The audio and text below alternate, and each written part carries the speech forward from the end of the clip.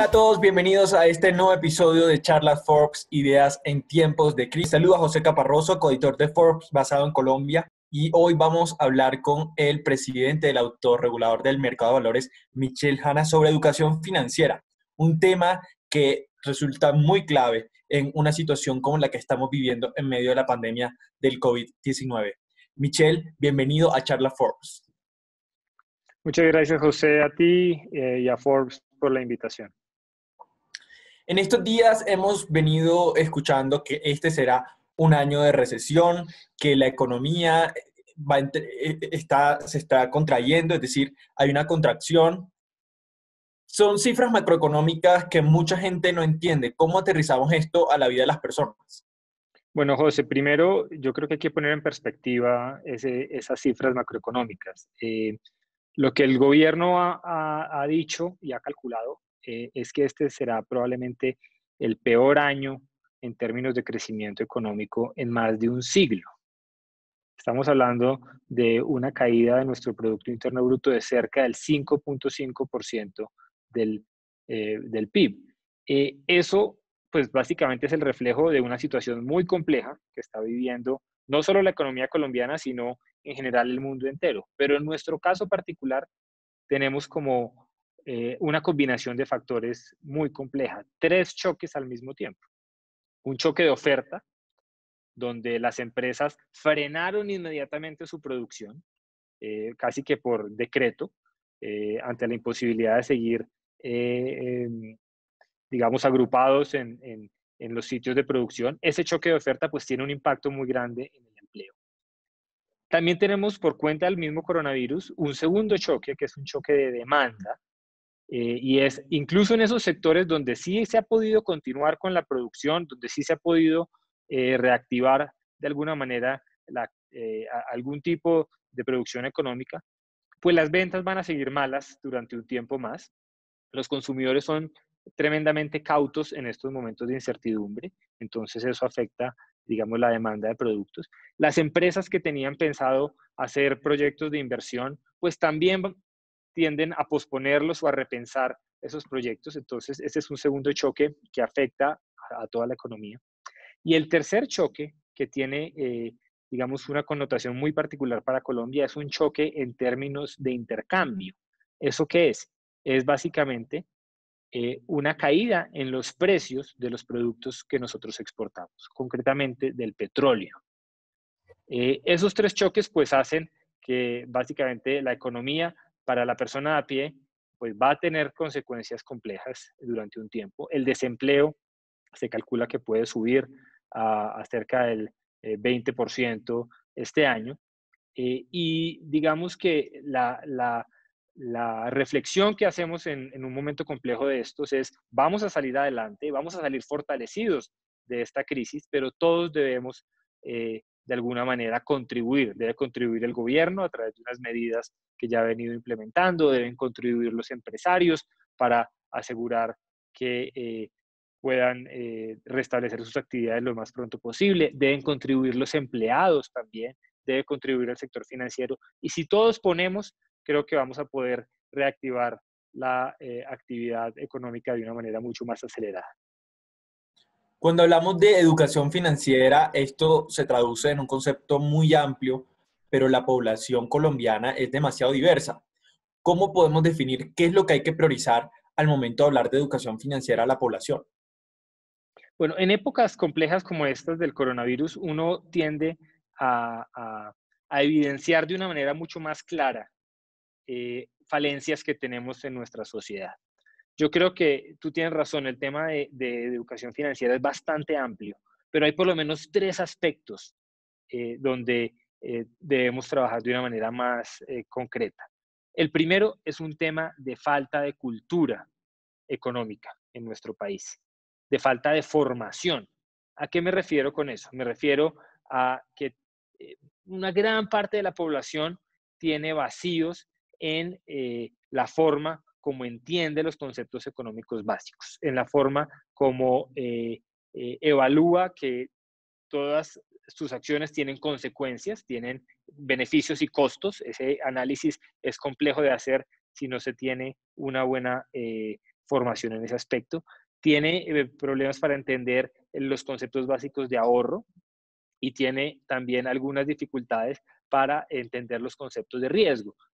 Esos son conceptos muy básicos que nosotros como sociedad debemos ser mucho más proactivos para que casi que desde el colegio podamos empezar a incluir esos conceptos de una manera mucho más clara y que los jóvenes y los adolescentes y los niños puedan desde pequeños empezar a dominarlos, empezar a entenderlos. Ese es un problema de formación de conceptos económicos. Luego tenemos un problema de información. Muchas veces las personas cuando acceden a productos financieros tienen un entendimiento diferente del producto al que están accediendo. O no entienden bien las condiciones, o no se les explicó bien, o tienen una expectativa que está alejada de la realidad del producto financiero. Ahí ya no es solo el Estado el que debe, a través de una política pública de educación, participar, sino que el sector privado también tiene un rol importante, complementario, para poder transmitir la información de una manera adecuada a ese consumidor financiero. Y el tercer rol clave en la educación financiera tiene que ver con la profesionalización de nuestras personas, de las personas que participan y que ofrecen asesoría o que ofrecen productos financieros. Ahí el autorregulador juega un rol importante. El autorregulador del mercado de valores es el responsable de ofrecer las certificaciones para las personas que entran a trabajar a el mercado de valores. Ahí hay todavía un campo muy amplio por mejorar, pero yo diría que en esos tres aspectos debe concentrarse cualquier tipo de política relacionada con la educación financiera. Uno podría hablar de educación financiera desde el colegio, como usted lo mencionaba. ¿Qué conceptos se le pueden dar a los niños? Bueno, la verdad es que esto no es una propuesta que se salga de lo normal. Básicamente, todos los países en el mundo, o la gran mayoría de los países, por lo menos en el mundo desarrollado, eh, enseñan conceptos económicos y educación financiera en el colegio. Eh, por ejemplo, las pruebas PISA, que son estas pruebas que se ofrecen y que evalúan la calidad de la educación en muchos países del mundo, tienen un módulo de educación financiera. En el caso colombiano, Colombia solo ha participado una sola vez en las pruebas PISA de educación financiera, esto fue en el año 2012, y los resultados no fueron buenos. Entonces, ahí hay un campo por avanzar. Básicamente lo que debemos es incorporar estos conceptos básicos en varios de nuestros pensums a lo largo de la escuela, a lo largo del colegio, para que sean los niños desde temprana edad los que tengan acceso a este tipo de conceptos y puedan involucrarlos en su vida diaria. ¿Cómo nos deberíamos organizar como país para promover una mayor educación financiera entre los colombianos? Bueno, lo primero es que debe haber una conciencia de que esto es una política pública del más alto nivel.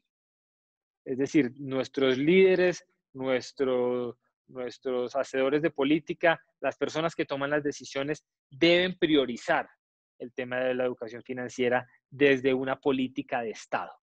Ahí, en esa política, pues debe quedar muy claro cuál es el rol que tiene el gobierno a través de una política de educación, el Ministerio de Educación, el Ministerio de Hacienda y las demás autoridades económicas, y también cuál es el rol que tiene el sector privado.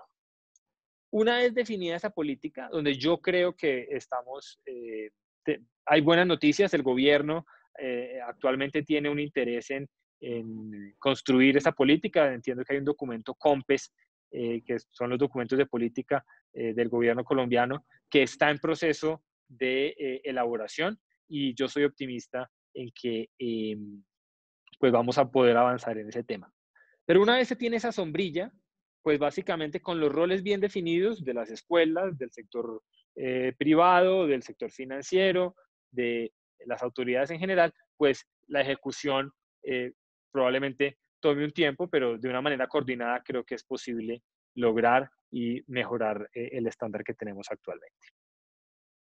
Hablando un poco sobre el mercado de valores, vimos que en medio de esta pandemia hubo días en los que todas las acciones de todas las compañías se vieron golpeadas. Esto genera un poco de miedo a la gente. De hecho, tuvimos a Juan Pablo Córdoba, el presidente de la Bolsa de Valores de Colombia, en Charla Forbes, comentando sobre este tema y las oportunidades que hay a futuro.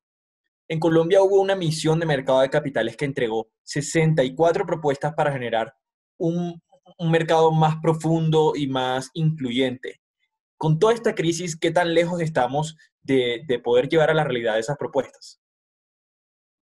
Bien, antes de referirme al mercado a la misión del mercado de capitales, déjame tocar un tema que mencionaste en tu pregunta, y es cierto, en épocas de incertidumbre, como es apenas natural, pues hay días de alta volatilidad, hay caídas importantes en los precios, no solo de las acciones, sino en general de los activos de las economías mundiales.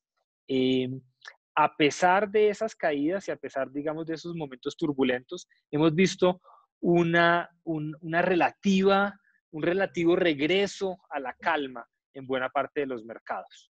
Eh, yo creo que el momento más complejo, que fue a mitad de marzo, donde los precios de las acciones y de los bonos cayeron a sus mínimos del año, pues han venido teniendo una recuperación. Los bonos del gobierno están ya casi al mismo nivel que teníamos antes del comienzo de esta crisis. Las acciones siguen golpeadas, como tú bien lo mencionabas, pero ya han recuperado más o menos una tercera parte de, de esa caída, y buena parte de esas recuperaciones se deben a una labor muy proactiva de las autoridades que tomaron decisiones muy oportunas para entregar liquidez a la economía. Dejando ese tema de lado, la misión del mercado de capitales efectivamente pues se entregó sus conclusiones el año pasado. Yo creo que buena parte de esas conclusiones siguen estando vigentes, incluso en medio de esta coyuntura del coronavirus, que nos ha hecho repensar tantas cosas de nuestras vidas y de nuestras formas de actuar. Pero esas recomendaciones estaban diseñadas para un impacto de largo plazo, para un impacto permanente en el mercado, y yo creo que buena parte de esas recomendaciones siguen siendo relevantes. Te doy un ejemplo. La misión del mercado de capitales recomendaba que eh, más empresas pudieran acceder al mercado de valores, y encontraron que los requisitos para acceder al mercado pues son demasiado onerosos para empresas que son pequeñas o que son medianas. Entonces la idea es crear mercados un poco diferentes para ese tipo de emisores. Eso sigue siendo una buena recomendación hoy en día. Otro ejemplo, se hablaba de una cantidad de medidas para mejorar el gobierno corporativo o para mejorar el acceso a la información, eh, tanto en emisores como en intermediarios, como en inversionistas institucionales. Eso sigue siendo una buena recomendación. Eh, y otro ejemplo que se me viene a la cabeza, para incentivar la competencia en el sector financiero colombiano, debemos tratar de reducir algunas barreras de entrada.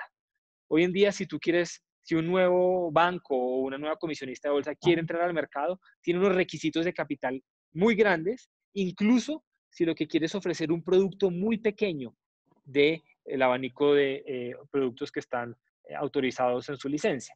Entonces, migrar a un esquema de licencias modulares permite que más actores puedan entrar al mercado, más competencia se genere, y obviamente esto termine con un mejor y mayor desarrollo del mercado. Todas estas recomendaciones siguen siendo relevantes hoy en día, José. Yo creo que en la medida en que el gobierno pues pueda encontrar un espacio en medio de esta crisis sanitaria y económica, es probable que retome esas recomendaciones muy pronto, y ojalá que las implemente de manera exitosa. Este, como lo hemos hablado, va a ser un año muy complejo tanto para las personas como para los negocios. ¿Qué recomendaciones da a tanto a personas como negocios en este año tan complejo para las finanzas de todos? Bueno, en términos financieros, yo creo que en épocas de turbulencia, lo primero que hay que guardar es la prudencia. Es muy importante tomar decisiones económicas y financieras de manera informada, sopesando costos y sopesando beneficios, haciendo un inventario de riesgos. Esa es, digamos, la recomendación más sencilla que uno le puede dar a un inversionista, o que le puede dar incluso a un consumidor en épocas complejas. ¿Qué creemos? Que este efecto de la pandemia es un efecto temporal. Lo que pasa es que no sabemos de qué temporalidad estamos hablando. No sabemos si esto va a durar 6 meses, si va a durar un año, si va a durar un año y medio. Lo que sí sabemos es que no va a durar toda la vida. Y de esta manera debemos tratar de aguantar, tratar de ser prudentes, tratar de tomar decisiones informadas, tratar de aprovechar también las oportunidades que se generan en medio de estos momentos, para que una vez volvamos a la normalidad o a la nueva normalidad, pues podamos seguir con nuestras actividades de manera satisfactoria. Antes de cerrar y hablando de oportunidades, mucha gente vio que los precios de las acciones de la bolsa bajaron y muchos hablaron de que es una oportunidad para comprar. Claramente eso depende de las decisiones que cada quien debe tomar, pero cuéntenos sobre esa coyuntura en el mercado de valores colombiano. Bueno, el mercado de valores colombiano tuvo un comportamiento muy similar al resto de mercados en el resto del mundo. En el momento en que se empiezan a implementar las medidas de confinamiento, de cuarentena, y empezamos a conocer más de los efectos económicos del coronavirus, pues hay una caída en los precios de los activos. Eso no fue la excepción en el caso de las acciones.